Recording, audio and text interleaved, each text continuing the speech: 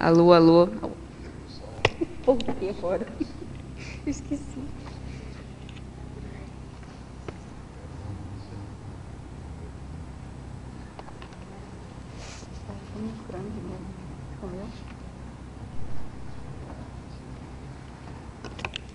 Sofia, deixar desligado, né? Deixa eu na hora que...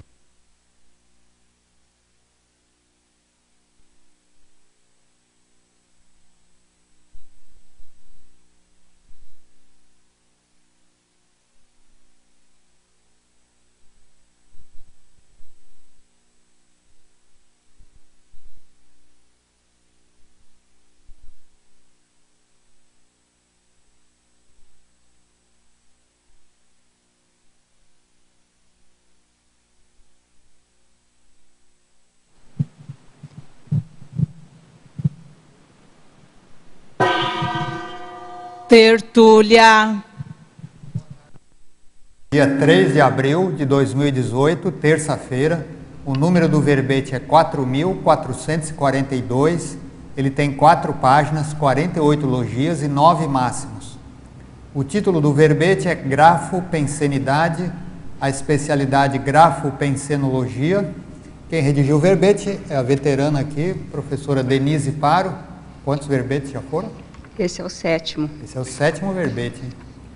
Então, a professora Denise, ela é professora universitária, graduada em jornalismo e relações públicas, mestre em comunicação midiática. Ela é brasileira, natural de Murutinga do Sul, São Paulo. São Paulo. É isso. Nossa, aí. eu sou de São Paulo, não conheço essa cidade. É no interior. Murutinga do Sul. Voluntária da Conscienciologia desde 1995. É docente de Conscienciologia desde 2002 e tenepsista desde 1999. Então vamos aqui à definição. A grafopensenidade é a qualidade ou característica dos pensenes expressos pela consim, homem ou mulher, por meio da escrita em qualquer meio de comunicação, abarcando desde os registros impressos aos digitais. Agora na pensenologia, a grafopensenidade, o holopensene pessoal do escritor, a escrita enquanto alavancadora da retilinearidade pensênica, o carregamento da grafopensenidade no pensamento, no sentimento ou na energia, o predomínio do grafopensene psicossomático na escrita da atual vida humana, os ortografopensenes, os retrografopensenes, os enciclopensenes, o grafopensene tarístico, o materpensene autoral expresso na grafopensenidade, a evitação dos nosografopensenes e a superação da nosografopensenidade. E por último, a grafopensenidade a favor da assistência. Agora na fatologia. A precisão na escrita, a evitação dos cacófatos, a eliminação dos parasitas da linguagem, o vocabulário cerebral do autor, o texto de divulgação científica, o texto hermético, o confort, os clichês, a revisão, os neologismos, o grafocentrismo, o ansiosismo autoral durante a edição da obra, a redação ambígua, o gerundismo comprometendo a forma, a estilística textual, o pleonasmo, o solecismo nos textos, a escrita a serviço da manipulação, o texto enquanto ferramenta de poder, os escritores e jornalistas penas de aluguel, a heterocrítica cosmoética na condição de componente da qualificação dos textos, a escrita à mão, a escrita tarística, o manual da verbetografia, o programa verbetografia, o acervo da holoteca e do holociclo, ampliando a cosmovisão grafopensênica. Nós lemos aí só algumas linhas, né? Tem bem mais informações aí na fatologia. Agora na parafatologia, a autovivência do estado vibracional profilático, os aportes parapsíquicos na qualificação da escrita, a pangrafia enquanto ferramenta para materializar a escrita, as ideias provenientes de amparadores direcionando os temas da escrita, o trabalho energético na condição de otimizador da concentração e dos registros gráficos, a Equipex especializada em textos tarísticos, as evocações de consciências feitas a partir do ato de escrever. Pois aqui na argumentologia tem alguns parágrafos aqui, interessante para depois nós debatermos.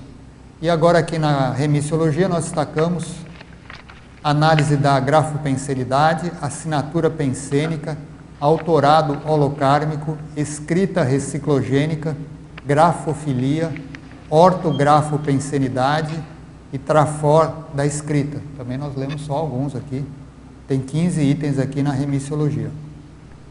E na frase enfática, a autoconscientização da grafopensenidade é importante balizador para o autor registrar assinaturas pensênicas profiláticas na vida atual, a fim de qualificar o legado assistencial. Você, leitor ou leitora, na condição de autor, já analisou o modo pelo qual carrega a pensenidade ao escrever? Refletiu sobre a qualidade da assinatura pensênica grafada na atual vida intrafísica? A bibliografia específica tem uma referência que é o Léxico de Ortopensatas, do professor Valdo Vieira. Agora aqui a mega-análise, que são 20 palavras marcantes no verbete, palavras que chamam a atenção no verbete. Registro, singularidade, padrão, estilística, qualidade, escritor, escrita, ortografo-pensenidade, precisão, revisão, vocabulário, neologismo, redação, cosmoética, heterocrítica, cosmovisão, livro, texto, pensenologia e grafopensenologia. Bom, Denise, antes da gente começar, a gente sempre pede aqui, né, para a autora dizer como é que foi a escrita desse verbete, o que aconteceu quando você escrevia esse verbete, qual o contexto. Explica como foi. Vou começar falando como que eu tive a ideia desse tema. Esse tema surgiu a partir de um artigo que eu escrevi para o encontro dos enciclopedistas, foi no passado, né? Que na ocasião o título era Grafopensenidade Iluminista e Conscienciológica. E assim, o grafopensene é um tema de pesquisa, né, pessoal? E aí eu resolvi especificar essa questão da grafopensenidade para avançar nessa pesquisa que eu tenho feito, né? Então, a proposta aqui do verbete é mostrar como o grafopensene impacta o leitor e a responsabilidade do autor no ato da escrita, né? Então, assim, durante a escrita a gente percebe bem a conexão com essa equipe extrafísica especializada na questão da própria desenvolvimento da escrita. Boa parte escreveu no holociclo, outra parte escreveu em casa. Então, assim, foi um campo bem otimizado. Interessante. Bom, nós vamos passar aqui para as perguntas. Antes disso, eu queria mostrar para vocês que esse livro aqui, ó, Competências Parapsíquicas, foi lançado no começo desse ano. É um livro bem prático sobre desenvolvimento do parapsiquismo, mas ele tem uma metodologia aí que é bem explicada aí, é uma metodologia diferenciada para desenvolvimento do parapsiquismo, que é baseado nesse conceito de competência. Ele tem muitos exercícios práticos, então quem tiver interesse pode procurar aí a Editares e a, como é que chama a livraria virtual? A Epígrafe, Shopcons. Shopcons. Quem for de fora pode encomendar pelo Shopcons ou ligar para a Epígrafe, né? Exatamente. Para comprar o livro. Então vamos lá. Vamos às perguntas dos teletertulianos, vocês também, a hora que quiserem, só interromper. Nossa primeira perguntadora oficial é a Marilux, né? Ela está em Conceição dos Ouros, em Minas Gerais, mas logo logo ela vai estar aqui de novo. Então, Fatologia, página 1, final da 5ª linha. Pode falar um pouco do texto enquanto ferramenta de poder? São duas coisas aqui. Tá. Pode falar um pouco do texto enquanto ferramenta de poder e linkar com o curso intermissivo enquanto estágio da preparação autoral. Esse último está Na página 2, quarta linha. Você quer que eu repita? Não? Ah, tá. Primeira está Sim, na sim. página 1, final da quinta Sim. linha. É o texto enquanto ferramenta de Sim, poder. eu já vi. E o outro está na página 2, quarta linha. Ela está perguntando para você se é possível linkar com o curso intermissivo enquanto estágio da preparação Sim. autoral. Então, assim, obrigada aí, Maria Lux, pela pergunta. Estamos esperando teu retorno aqui logo.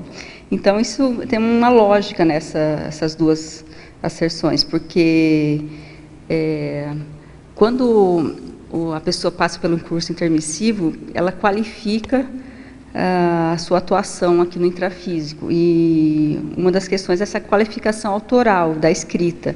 Então, a gente pode fazer um gancho do qual, às vezes, muitas pessoas no passado podem ter usado aí o texto como ferramenta de poder, no sentido de manipular, de reforçar ideias anticosmoéticas, e no curso intermissivo, ela pode qualificar isso, no sentido de priorizar o texto para objetivos assistenciais. Então, nesse aspecto aí, dá para fazer esse gancho, né? Com o tempo, a tendência do escritor é reciclar, né? O escritor não intermissivista. Quando ele acessa o curso intermissivo, ele tem essa chance de qualificar o autorado dele. Às vezes qualificar e até corrigir, né? As coisas que ele escreveu e não... Isso, é aquela questão da restauração, né? Da restauração que Exatamente. não foi lá essas coisas, né?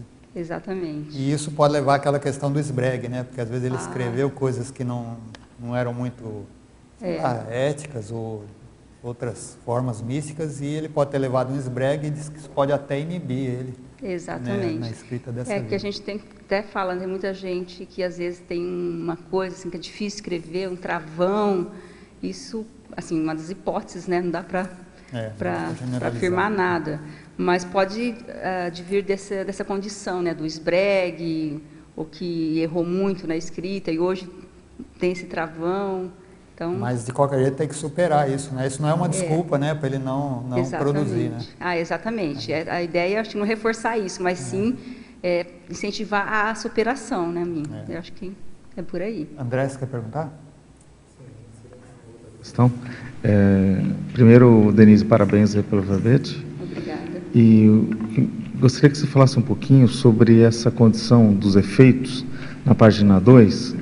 Terceira linha, você fala do efeito da lavagem cerebral provocada pelos textos publicitários, fazendo contraponto também com a avaliação na página 4, que você fala, mesmo tendo boa intenção, a consim pode recair no erro da lavagem cerebral sutil. Entendi. Então, os efeitos dos textos publicitários, a publicidade é feita para vender. Propaganda, principalmente, a publicidade é tornar pública. A propaganda, ela tem aquele intuito persuasivo. Então, um texto publicitário, ele é emocional, emotivo, ele é sedutor. Então, ele tem um certo efeito aí no leitor. E a questão dessa lavagem cerebral sutil é que, às vezes, a gente carrega tanto essa, digamos, boca torta, né, desse texto mais sedutor, mais persuasivo, que você, atualmente, até enquanto intermissivista, pode continuar reproduzindo isso de uma forma sutil. Ou assim, na escrita de um texto mais peremptório, afirmativo. Então, isso vem, né? Sem puxar para a descrenciologia, né? Exatamente. A gente tem uma forma, né, um modo de funcionar. Então, você fez o curso intermissivo, se atualizou, mas às vezes isso também continua assim sutilmente aparecendo, né? A pessoa, o temperamento no desvaldo não muda de uma hora para outra, a gente vai burilando, né? O processo, a reciclagem, mas isso às vezes vem à tona, né? Do jeito que você escreve. Entendi. Então, e outro aspecto que eu queria que você falasse também na página 2, parafatologia, na primeira linha no final, os aportes parapsíquicos na qualificação da escrita. Quais seriam esses aportes para você? Os aportes parapsíquicos na qualificação da escrita. Sim. Assim, o ato da escrita, a concentração, a associação de ideias, ele acaba facilitando essa conexão do intrafísico com o extrafísico, né?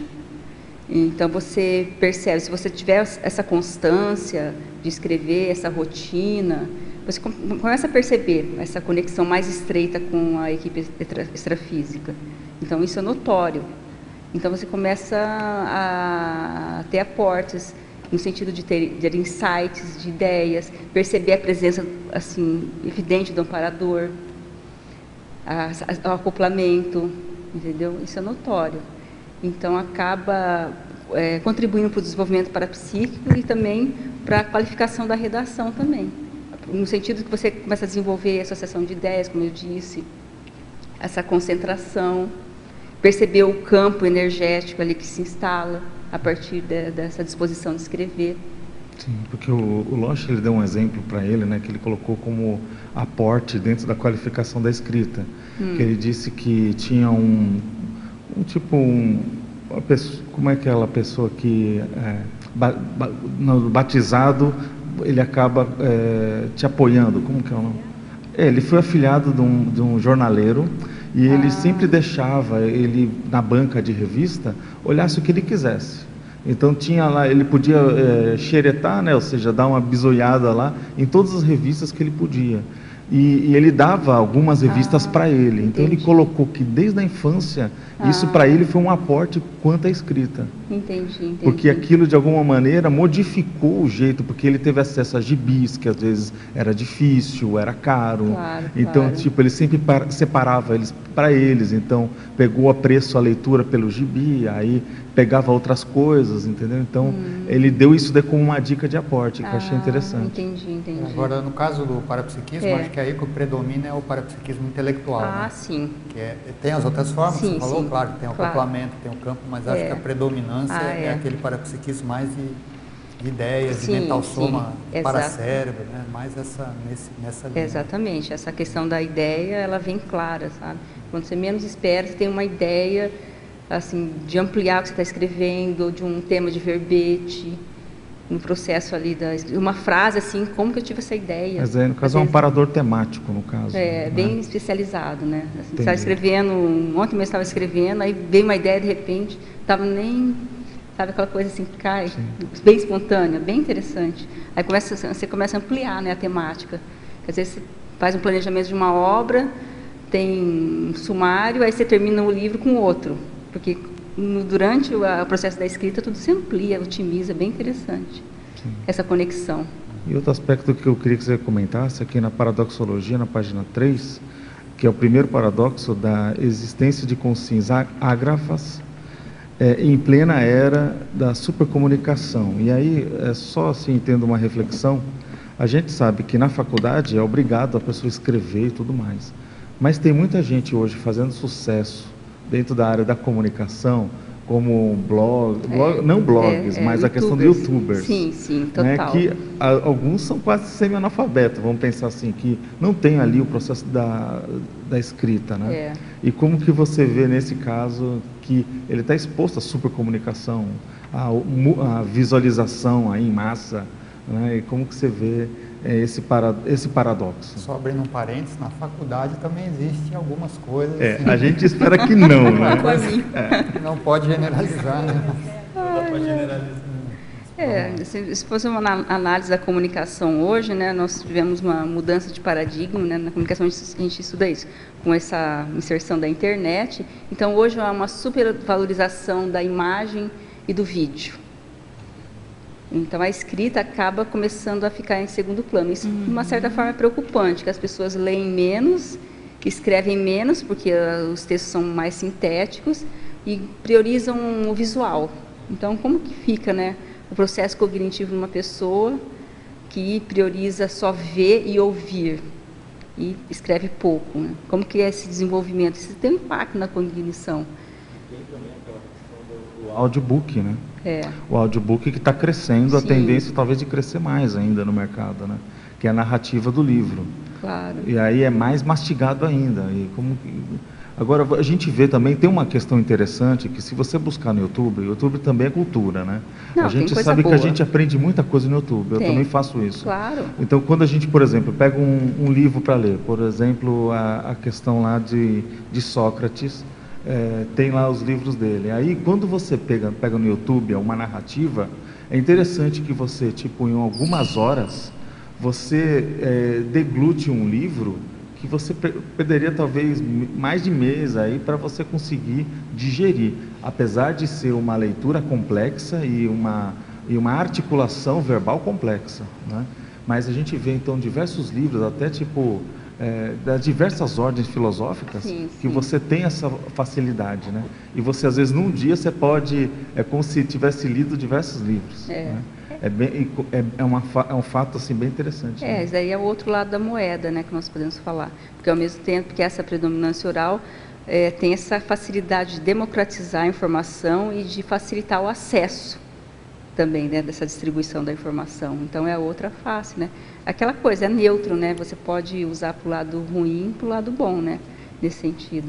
Mas, infelizmente, vamos ver, né, que vai dar até isso, consolidar esse processo todo, né?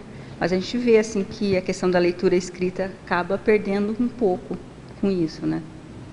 Eu vejo também a questão das mensagens, né? Você vê hoje o pessoal se comunica pelas mensagens, é tudo truncado, aquela linguagem truncada que eles falam. A pessoa nem precisa escrever muito bem, que vai passando a informação com aquela, como é que chama? Quase que símbolos, né? Sim, sim. O você, VC, só, é tudo assim. Né? E isso acaba tendo impacto a longo prazo na própria língua, né? O surgimento de novas palavras, o desaparecimento de outras, não tem como, né? Não tem como a gente fugir da era digital. É uma realidade, a gente tem que tentar adaptar e tirar o melhor proveito, né? A questão dos jovens, né? Como você falou, não bloquear essa parte cognitiva, né? Com esse excesso de informações através da mídia digital, né? Porque é muita imagem, muita informação pronta que a gente fala na comunicação. Quando você assiste TV, você não ativa todos os seus sentidos, porque eles já dão uma imagem pronta. Você está ouvindo um rádio, você tem a chance de imaginar. Você está ouvindo o rádio, você não tem imagem, o rádio é só o áudio. Então, você tem a chance de imaginar aquele contexto. Você está lendo, a tua imaginação é instigada, porque você está imaginando os personagens, os ambientes. Então, isso, ele ativa a cognição, ativa a criatividade, a imaginação. Agora, quando você tem uma imagem pronta, como a TV e o vídeo, aquilo lá te limita um pouco, nesse sentido de você criar, né? Você imaginar. Então, tem uma repercussão. Aí você veja hoje um nativo digital. O nativo digital são aquelas pessoas que nascem já nesse paradigma digital, que elas já acessam o tablet de criança, o Facebook, ela cresce nesse ambiente. Então, é diferente da gente que teve o acesso ao papel, né? Aquela questão anterior. Então, a gente conhece os dois lados e eles não. Então, como que vai ser o desenvolvimento dessa cognição de uma pessoa do nativo digital? É diferente da gente, né? Então, por isso que é importante os pais incentivarem a leitura do livro impresso ainda, né? Apesar que o digital está despontando, mas é interessante você pegar o livro, riscar, grafar, anotar. É um processo útil, né, na sociedade. Essa questão da grafensianidade, né? Adriane? Gostei muito do seu verbete, eu também estou pesquisando essa questão da comunicação e a comunicação gráfica, né, o grafopensene é uma das formas aí de comunicação. Eu queria perguntar para você, eu vi que você colocou aqui a questão da intencionalidade do autor, e eu queria que você falasse um pouquinho também sobre essa questão assim da importância, porque a gente vê, o professor Valdo batia muito na tecla, né, dessa questão do livro, da escrita. E, às vezes, até eu comentei isso num verbete meu, e a Tatiana Lopes também apresentou um verbete aqui semana passada, dos bastidores da conscienciografia. Sim, sim. E ela falou que, às vezes, a gente vê que acontece isso muito no intermissivista. A pessoa, ela sabe que ela tem que escrever, ela fica com aquela cobrança que ela tem que escrever, quando ela não escreve, ela fica naquele conflito, né? Então, eu acho que, assim, é importante, mas a pessoa ela teria que ter essa conscientização. É importante por quê? Então, eu queria que você falasse um pouquinho sobre isso. A abrangência que você vê nessa importância. Como é que é isso para você? A importância de escrever, né? A importância da escrita, do livro, da materialização da GESCOM, de colocar isso no papel. Então, como eu disse, assim, os intermissivistas tiveram uma qualificação autoral. Em tese, o professor Valdo sempre estimulava todos a escreverem. Aqueles que têm maior domínio, eles têm mais responsabilidade, né, de escrever. Então, você vai ter que produzir mais. A sua grafopensabilidade tem que estar mais ativa, digamos, né. Eu acho que a importância de você deixar, principalmente, um legado assistencial, né, que o livro, ele multiplica, ele acessa inúmeras pessoas ao longo do tempo, ele não é localizado, que nenhum curso que você deu, ele fica localizado naquele instante, né? Então, o livro ele pode se espalhar, reverberar em outras ideias. Então, é necessária essa conscientização da escrita. Mas o que acontece conosco aqui, acho que muita gente sabe disso, mas tem aquele travão. As impossibilidades, né? Que é a questão de ajustar tempo, priorizar, tem a questão do trabalho. Isso, às vezes, gera um conflito, né? Conflito. Não é fácil lidar com isso. Mas, o que a gente pode dizer, né? Você, escrevendo, começar a escrever um verbete, artigo, começar a escrever livro, você entra no holopensene. E, a partir disso, você passa de um gargalo e as coisas começam a render. Então, acho que a própria decisão de priorizar, ela vai te ajudar a sair desse eventual marasmo que a pessoa esteja, né? Eu posso dar essa dica, porque a questão começa a te instigar, a escrita começa a te puxar. O processo é tão interessante que você sente falta de escrever. Então, quem já tem essa predisposição, se investir, mesmo se for pouco tempo, aos dias, você vai começar a ser fisgado. É como se fosse... Você não consegue ficar sem aquilo, entendeu? Eu acho que é uma maneira, assim, de... Você mesmo é um exemplo. Quantos verbetes você escreveu? Então, sabe, você está ali há pouco tempo aqui, é um exemplo, 15 verbetes. Então, você não começa a escrever um, já não dá vontade de escrever o outro. Então, acho que a pessoa priorizando, ela, com o tempo, vai superar esse gargalo e vai se sentir estimulada. E ela começa a ficar numa cadeia que não tem volta. Que você é um exemplo. Bem, então vamos continuar aqui com a Marilux. Efeitologia, página 2, terceira linha. Poderia explorar os dois últimos efeitos. O primeiro é o efeito dos grafopensenes tarísticos na colheita intermissiva. Ah, tá. Depois eu falo outro. São os dois últimos. Exatamente. Então, nós temos essa questão da colheita intermissiva, né? Que após você produz alguma gestação consciencial escrita aqui, e você vai colher os frutos depois, né? Que os eventuais leitores podem fazer um link com você no extrafísico. Então, vai ter essa conexão. Por isso que entra mais nessa questão que a Adriane também perguntou, né? O que traz de efeito essa escrita a longo prazo, né? Até depois que você dessoma. Você vai ter esse link, né, com os leitores, ou vice-versa, quando você estiver aqui, ou quando estiver no extrafísico. Então, essa é a questão da colheita. Ela pergunta o efeito seguinte, que acho que tem a ver também, que é os efeitos assistenciais dos textos conscienciológicos. Esse efeito também é mais a curto prazo, né? Que o que você escreve está ajudando uma pessoa a refletir sobre o assunto, sobre ela mesma. Quando se trata de conscienciologia, sempre tem essa questão aí do aporte da reciclagem, da autopesquisa. Então, a escrita vai ajudar, né? A pessoa está lendo aquilo, principalmente assuntos de conscienciologia. Necessariamente, ela tem muita chance de ter uma reflexão sobre o que ela lê, pelo processo do texto conscienciológico, né? Então, é um efeito mais a curto prazo esse. Agora ela pede para você comentar a exemplologia e depois fazer uma correlação com a crescendologia, na página 2, primeira linha, o crescendo redação convencional, redação parapsíquica. Exemplologia está no... Exemplologia na página 3. Tá. Grafopensenidade elementar é aplicada à escrita convencional. Que a escrita básica, né, que a maioria das pessoas faz, que é essa escrita mais convencional. A avançada é conscienciológica porque ela já mostra um grau de assistencialidade maior. Não que a convencional não seja assistencial, tem muitos textos convencionais que são assistenciais, né? Eu não estou desmerecendo. Mas a conscienciológica, ela é eminentemente, né, assistencial, nesse sentido. Então, há um avanço, né, do autor, né, no sentido de ele ter um aporte bem assistencial em relação ao convencional. E a outra e você comenta aqui que ela é veroponológica, né? Sim. É outro nível, né? Sim, exatamente. Além de ela traz algo avançado de uma ideia nova, né? Aí ela pede para você fazer a correlação com a crescendologia na página 2, primeira linha. O crescendo redação convencional, redação parapsíquica.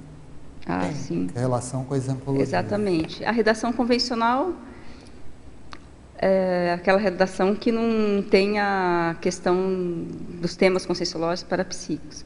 Mas, assim, não impede que quem escreve uma redação convencional, ele perceba amparador, ele perceba campo instalado. Isso, uma coisa não impede a outra, né? Escrever é escrever. Independente do que você está escrevendo, você vai perceber. Mas a redação parapsíquica é um crescendo, porque, nesse caso, eu coloquei porque o escritor já tem conscientização do processo da conscienciologia, ele tem mais chance de perceber toda essa multidimensionalidade atuando no ato da redação. E utilizado o parapsiquismo dele para isso também, principalmente do parapsiquismo intelectual, né? Ele já tem esse aporte, essa condição de lidar com isso. Mas não que na redação convencional isso não ocorra também. Às vezes é mais difícil, né? Às vezes o escritor, ele percebe, já conversei com alguns, né? Percebe alguns insights, tive aquela ideia, mas ele não faz, às vezes, a correlação, né? É o caso da Thelma, né? Que ela foi a Corelli na vida passada, ela escrevia... Exatamente. Assim, com influência parapsíquica, e ela não admitia na época. Exatamente. E ela tem muitos textos que foram... Então, a pessoa percebe, mas ela não entende, ou não quer admitir, mas existe, né? Mas a redação, assim, parapsíquica, você já tem uma consciência, e você usa isso, né? De uma forma mais lúcida, maior. Né? Agora, sinergismologia, na página 2, primeira linha. Poderia falar sobre o sinergismo amparador-autor, favorecendo a qualificação do registro grafo-pensênico? Uma pergunta de Porto Alegre. Ah, sim. É nesse sentido de você fazer uma conexão com o amparador no ato da escrita, que as ideias vão fluir de uma forma melhor e ocorre essa, digamos que eu chamo de chuva de insights. Então, você está escrevendo uma temática, você sente um campo instalado, é diferente quando não está instalado, você está escrevendo não está instalado, é diferente, porque eu posso falar isso porque eu trabalhei muito tempo em jornal diário. Até hoje eu escrevo, né, na área de jornalismo. Então, é muito diferente o ambiente da escrita jornalística lá na redação com o ambiente da escrita conscienciológica. Então, você vê que, principalmente quando está escrevendo verbete, né, tem uma equipe qualificada aí na verbetografia, você sente, o teu funcionamento muda, as ideias fluem de uma forma melhor, você sente uma força energética, então é bem diferente. Então essa relação ela pode ser muito promissora no sentido de otimizar a redação, dela ser mais produtiva, de você ter mais ideias, novas abordagens que você não havia pensado na questão do texto, né? Então, o amparador te ajuda muito nisso. Denise, uma coisa assim interessante que você está falando, você está narrando bem o que a gente está estudando na Cyclosapiens do campo pangráfico. Ah, sim. Então, até mesmo o curso de campo que para desenvolver esse tipo de coisa, né? Sim. Ou seja, de criar um ambiente em que favoreça o maior contato com essa equipe extrafísica especializada de amparadores temáticos e que aconteça justamente devido a essa interação de afinidade, né? Então aí tem que ter um preparo do nosso lado para saber ter cognição para uma melhor apreensão dessas ideias e com isso desenvolver aí um processo de uma escrita justamente que é uma somatória dessa informação, não é a psicografia, não é diferente, não é um processo mecânico, mas é um processo intelectual, né, claro, que você está chamando atenção, onde que há um processo cognitivo de uma intenção, às vezes interpretação até muitas vezes em bloco daquela informação. E isso bem a técnica da pangrafia. Você está descrevendo o que a gente está estudando. Exatamente. Eu até indico as pessoas que queiram estreitar essa relação com o amparador, essa conexão, até frequentar o holociclo. O holociclo tem um campo otimizado para isso, né? Então, você ir com frequência ao holociclo, você vai começar a perceber melhor essa conexão. E aí, em casa, você pode até começar a reproduzir essa ambiência, né? Porque, às vezes, é difícil você começar a escrever, já instalar um campo em casa. Tem gente que tem dificuldade com isso, né? Então, com o tempo, assim, a pessoa indo no holociclo, lá o campo está bem mais otimizado. ela começa a perceber isso lá e depois reproduz em casa. Então, é com o tempo isso, né? Que às vezes a pessoa tem dificuldade de percepção, mas ela vai se consolidando com a prática, né? Com o tempo. E até eu trago aqui no verbete a questão da pangrafia e da psicografia também, a diferença das duas. E eu recomendo o curso da Encíclica Sapiens também, que eu também fiz, que é interessante, tem a ver com a minha temática de pesquisa. E realmente eles têm técnicas, né? Para você aplicar a pangrafia, técnicas da escrita parapsíquica. Eu recomendo. Com o tempo, a gente vai descobrindo, né, o modo de funcionamento, o mecanismo melhor para fazer essa conexão com o amparador. Mas, assim, é aquilo que eu falo, tem que ir a campo, tem que experimentar, sentar, que as coisas começam a acontecer. Né? Se você não tiver essa iniciativa, fica só pensando aí fica mais difícil. Tem que vencer essa inércia inicial, né? Exatamente. Se motivar para vencer a inércia inicial. Exatamente. Agora, pergunta daqui de Foz mesmo, estrangeirismologia na página 1, primeira linha. Poderia ampliar o item, os insights para a qualificação do grafo Pensene? Tem a ver com o que eu disse agora, né? Eu tenho, assim, pessoalmente, meu funcionamento parapsíquico, ele é mais do parapsiquismo intelectual, então eu tenho facilidade com insights, mas é meu modo de pensar, de funcionar parapsiquicamente.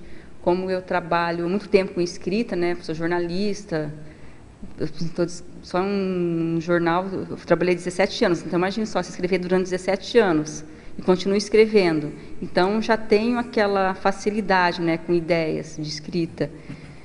Então, mesmo na redação conscienciológica, a gente percebe nesses insights.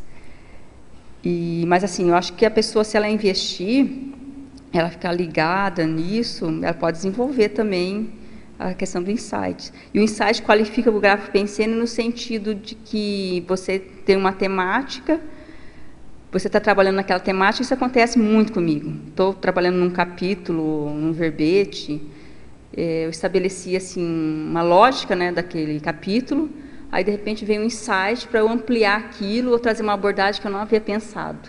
Isso é corriqueiro. Entende? Então, isso acontece muito no holociclo, principalmente. Ou, às vezes, aqui no verbete, eu estou ali escrevendo, aí eu já passei por uma sessão, aí, de repente, abre uma ideia para escrever um texto, que aqui eu escrevi um texto no final, né? Não estava nem pensando em escrever esse texto. Eu gosto sempre de acrescentar alguma coisa na argumentologia, né? E, às vezes, é listagem, numerações, mas essa aqui foi texto. Então, começou a abrir esse texto. Esse daqui eu lembro claramente. Aí, eu comecei a escrever um item, 2 itens, 3 itens, assim, rápido. Não estava nem pensando. Aí, eu falei assim, então, eu acho que vai render um texto. E aí, comigo acontece assim, eu tenho um insight, aí começa a expressar, eu começo a escrever, aí depois a ideia amplia, e depois eu burilo o texto, né? Eu deixo ele mais redondo. Mas, na hora que eu estou tendo insight, eu não tenho censura. Eu deixo o processo correr. Então, você vai captando as ideias, você tem que deixar registrado, ou escreve à mão, porque às vezes é rápido, né? Escreve à mão, ou escreve no computador. Aí, depois, numa segunda fase, você se preocupa na questão da forma, né? Burilar o texto, deixar, fazer uma revisão, acrescentar, tirar palavras repetidas. Mas, na hora do insight ali, você tem que deixar fluir, né? Estava até conversando aqui um pouquinho antes, que a Adriane estava falando que tinha recém-estudado o verbete intuição. E a gente estava discutindo que a intuição é uma palavra guarda-chuva que dentro dela tem o insight e tem a telepatia ou a pangrafia ou qualquer uma dessas derivações externas. E a gente estava comentando que justamente que há uma confusão assim, tem muita gente que está se apropriando da palavra insight para o que é intuição, que é a palavra acima. Por que a gente está falando isso? Porque o insight, quando a gente estuda a própria psicologia, que trouxe um pouco essa ideia, eles colocam que o exemplo que caracteriza o insight é o macaco, a técnica do macaco na gaiola, em que você tem ali a situação em que ele quer a banana, e a banana está pendurada lá em cima. E aí ele percebe que tem caixas, e uma determinada hora, batendo cabeça, ele chega numa condição cognitiva que dá um estalo, que é como se fosse a eureka, e aí ele coloca uma caixa sobre a outra e pega a banana. Então, ele aprendeu sozinho. Então, com base nisso, o insight ele está relacionado mais com o processo da heurística, da eureka. Exatamente. E justamente que você tem diversas informações e que ela acaba dando uma autocognição. É como se fosse um resultado do seu mental soma e não um mental soma externo. A gente só está falando isso, que isso está na tua fala, mas é para as pessoas entenderem o que você está querendo dizer, que tipo, quando aconteceu isso, é que você já teve um monte de informação que pode ser até do amparador, né, que pode ser até da pangrafia, e aí isso tudo tipo, te encheu de informações ao ponto que teve aquele estalo, é eureka. Então, que é um mecanismo, é só o pessoal não confundir uma coisa da outra, que são mecanismos que acontecem muitas vezes concomitantes, né, e isso atrapalha a descrição e a interpretação. É só isso, mas você está falando da vivência de todos eles. Exatamente. Porque quando você tem um insight, você não senta e tem um insight, né? Não é assim. Geralmente você está já minutos, uma hora escrevendo, o negócio já esquentou, né? O campo já instalou, você já está naquela processo de ideia, com uma coisa mais contínua, sem interrupção, sem ficar levantando toda hora, sem ficar olhando o WhatsApp, aquela coisa. Então, e aí vem de repente o insight, é bem interessante, mas já está num processo assim de concentração, né? Até a hora que começa a escrever, parece que fica tão concentrada que você não quer nem olhar do lado. Isso é bem interessante. Aí você percebe que o campo está forte ali instalado. Muito interessante. Tudo bem? Então vamos agora às perguntas de Ribeirão Preto. Nosso teletertuliano assíduo é o Willy. O Willy? Willy. Ah, conheço ele. Ele sempre manda bastante perguntas. Sim. Parafatologia, página 2, final da primeira linha. Quais são os seus aportes... Você até já foi, mas vamos lá. Quais são os seus aportes parapsíquicos na qualificação da escrita? Isso que eu disse, né? Meus aportes no sentido de eu perceber melhor essa conexão com o amparador, ter insights para ampliar os termos, eu já disse isso, perceber melhor essa questão do campo instalado, porque eu comecei a ter mais noção disso com a prática da escrita conscienciológica. Então, com o tempo, né, escrevendo verbetes, artigos, isso ficou bem mais evidente. Mas acho que é por aí, né? Mais essa questão da ideia, né? Esse aporte aí do parapsiquismo intelectual, ele ficou bem evidente assim para mim, sabe? E a partir da questão da escrita, dessa facilidade de captação. A gente é meio generalizado, né? Aqui essa questão do parapsiquismo na escrita, né? Como você falou, alguns percebem, outros não. Agora, Principiologia na página 2, primeira linha. Quais suas vivências pessoais sobre o princípio da precisão textual e assistencial norteando a grafopensenidade? Essa questão da grafopensenidade, a gente fala que é a qualidade ou característica dos pensenes expressos, né? Então, quando eu trouxe essa proposta aqui da grafopensenidade, principalmente para a gente pensar no efeito que isso vai ter, como que isso vai reverberar. Por isso que eu trouxe a precisão textual e assistencial. Então, quando eu escrevo, até trazer o exemplo do convencional, que é mais elementar, eu sempre pensava como aquela informação poderia reverberar do leitor. Até escrevo jornalismo até hoje, né? Porque eu pensava, eu sempre penso.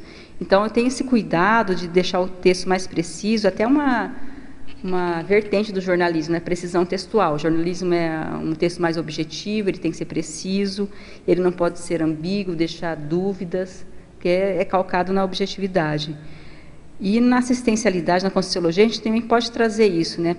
Primar pela essa precisão para evitar ambiguidades, evitar dúvidas no leitor, que às vezes pode causar uma certa até insegurança nele quando está lendo, né? Então, uma informação, por exemplo, está lidando com ciência, então uma informação tem que ser mais precisa, até para evitar distorções interpretativas, né?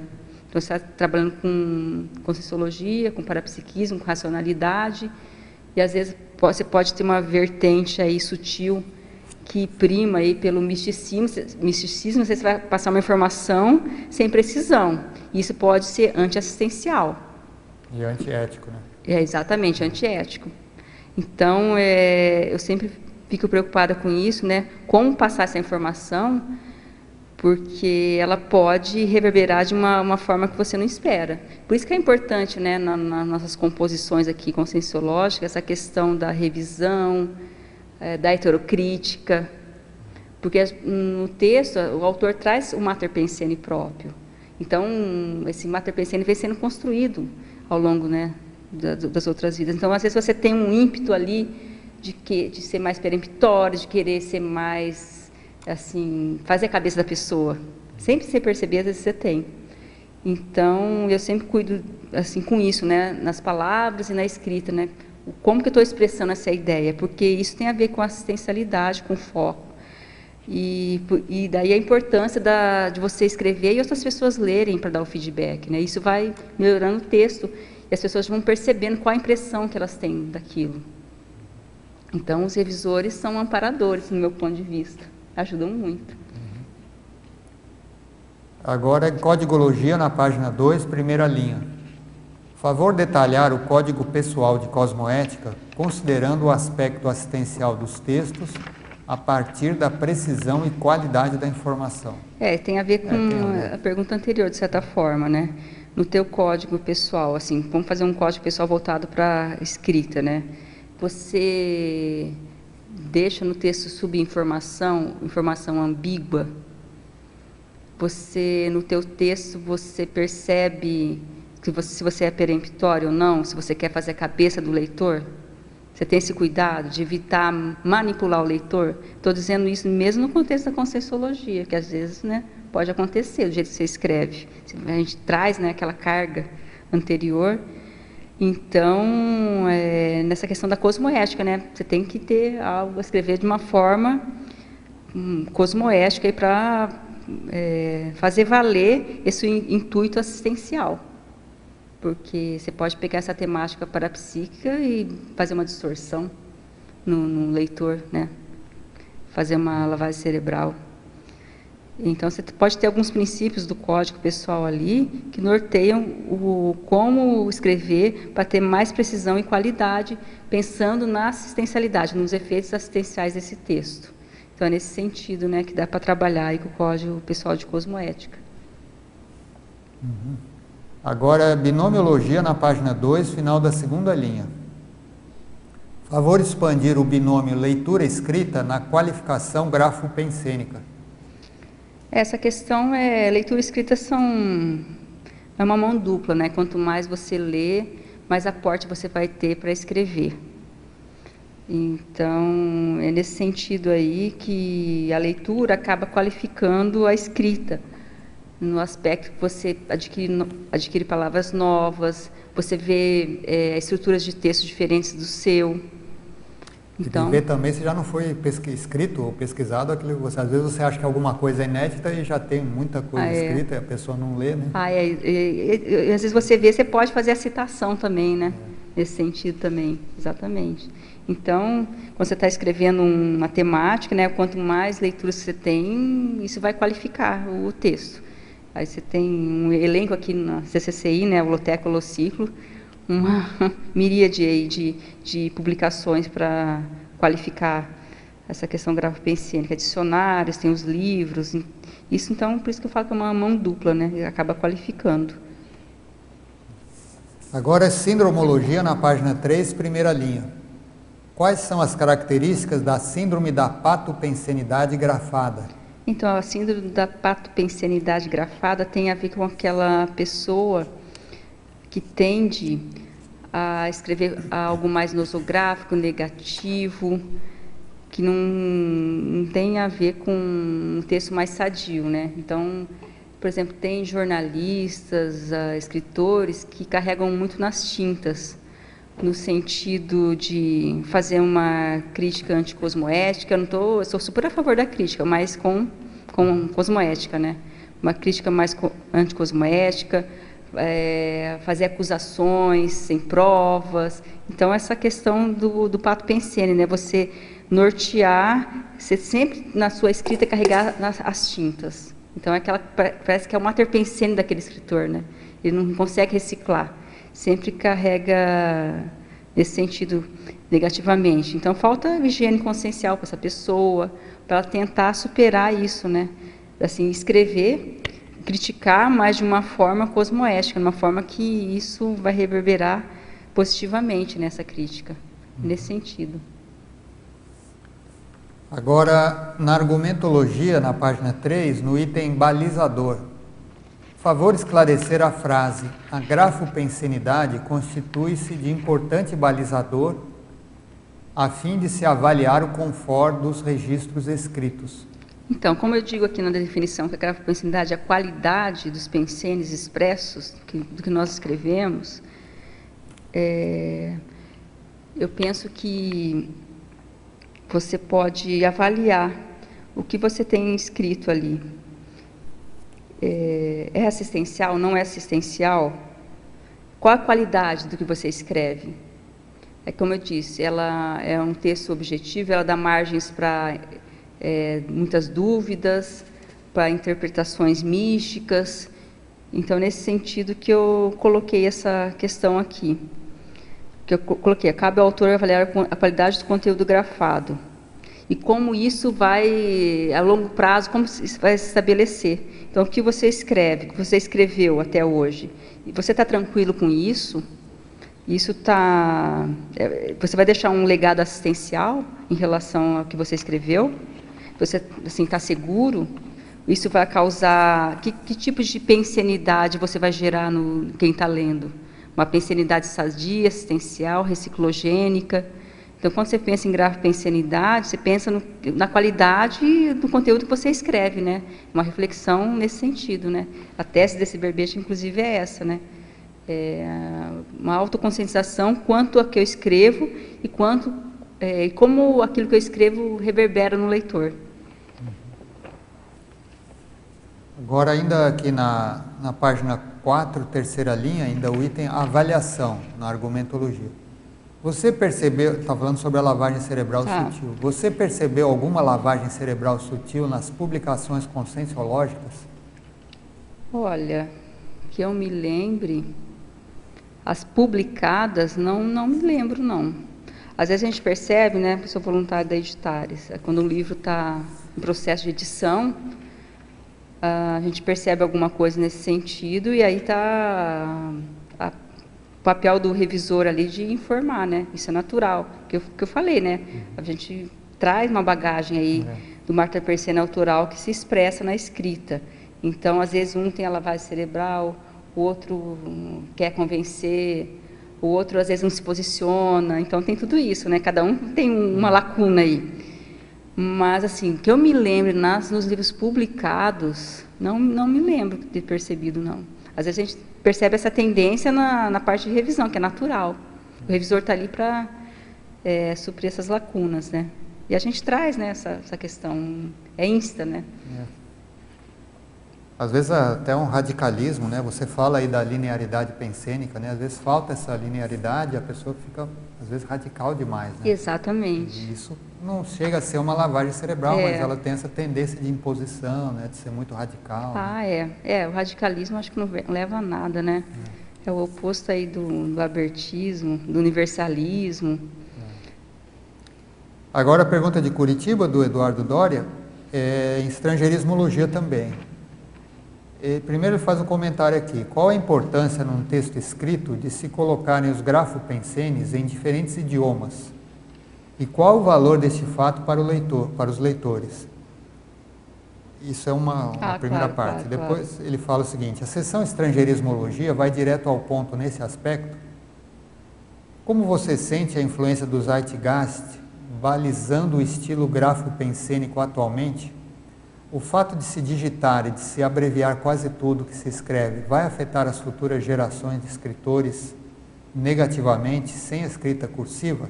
Acho que são várias ideias aqui. Vamos pela primeira aqui.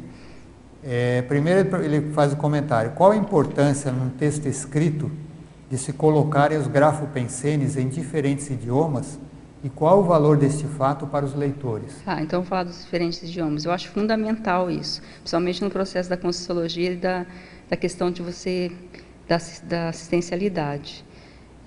O português é a nossa língua materna, mas, assim, pensando em Conscienciologia, pensando em expansão, pensando em universalismo, eu acho que o básico é sempre pensarmos em escrever traduzir esse livro para o inglês. Se a ciência quiser avançar, o idioma hoje, sabe, da ciência é o inglês. Então, se a gente quiser pensar em avanço, ciência, principalmente em universalismo e assistencialidade, é básico já você pensar em escrever um livro de Conscienciologia e ter uma versão em inglês. Eu acho que o autor tem que se esforçar para isso. Então, hoje nós temos a Pré-ICEAIS, que cumpre esse papel na Conscienciologia, e com essa digitalização dos livros, você pode ter já uma publicação digital, que não precisa ser necessariamente impressa em primeira instância, e já cumprir esse papel, né, de universalizar. Mas eu falo em inglês, assim, a obrigatoriedade, mas esquecendo, temos espanhol, tem muitos falantes de espanhol, o alemão, o francês. E hoje em dia o chinês, né, que é 1 bilhão e hoje na Editares eu estou justamente nessa frente da internacionalização dos livros, né? Desse esforço de publicar, de editar esses livros em outros idiomas. Então a gente está com uma listagem lá com cerca de 14 livros já traduzidos para o inglês, alguns já em espanhol. Então a perspectiva é muito boa agora para esse ano nos livros em outros idiomas. Inclusive nós estamos já prestes a lançar o tratado 700 experimentos em inglês, que vai ser o primeiro tratado da Conscienciologia em e-book. Então já tem projeciologia previsto e livros de outros autores também que são bastante importantes, né? Tem livros dos autores. Então nós estamos com uma dezena de livros aí, conscienciograma em inglês, uma perspectiva boa para esse ano. Então eu valorizo muito isso, acho assim de extrema importância. Então estamos investindo bastante.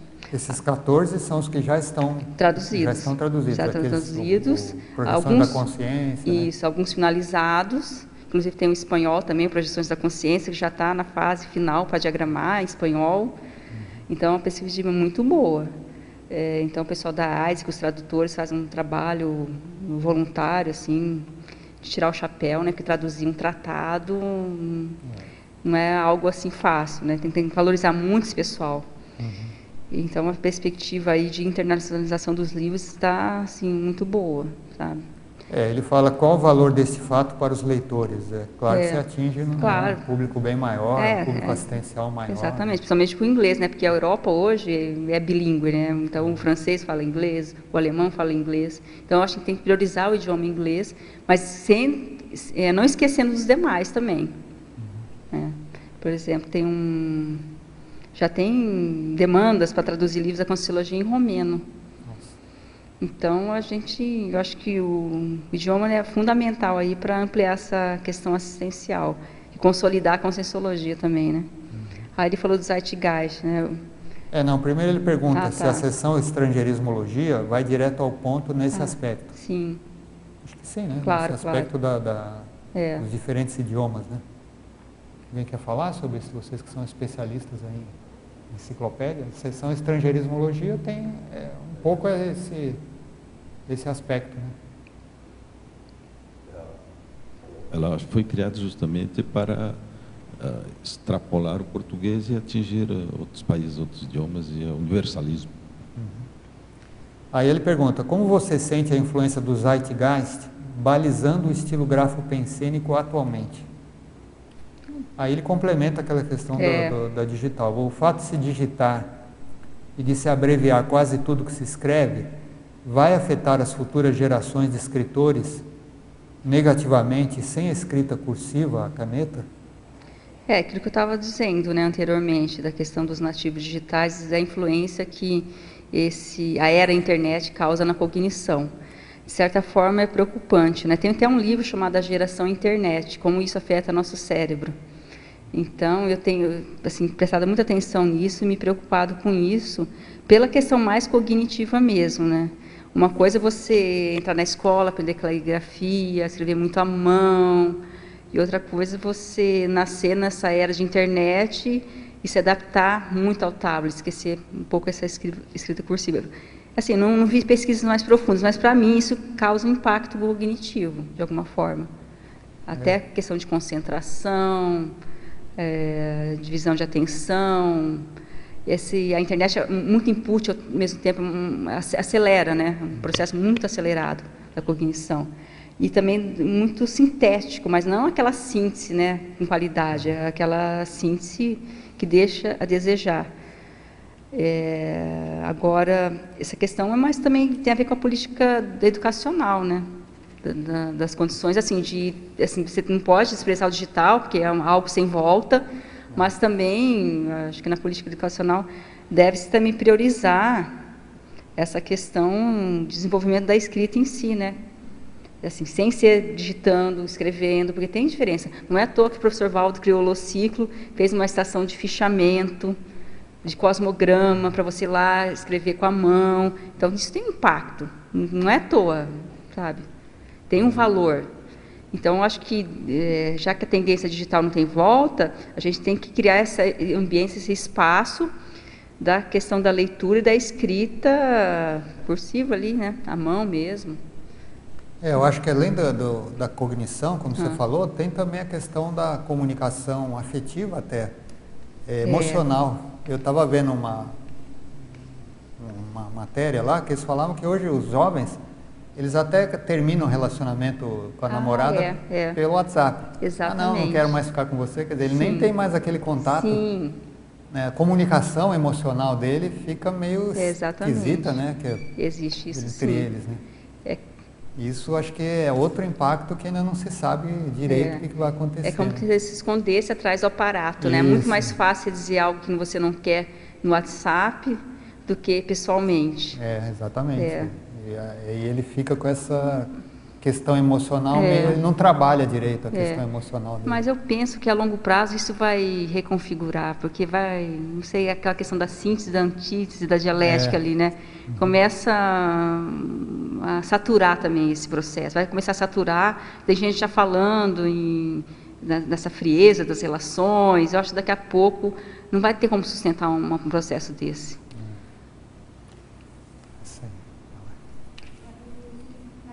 Pelo verbete. Obrigada. Eu agradeço profundamente.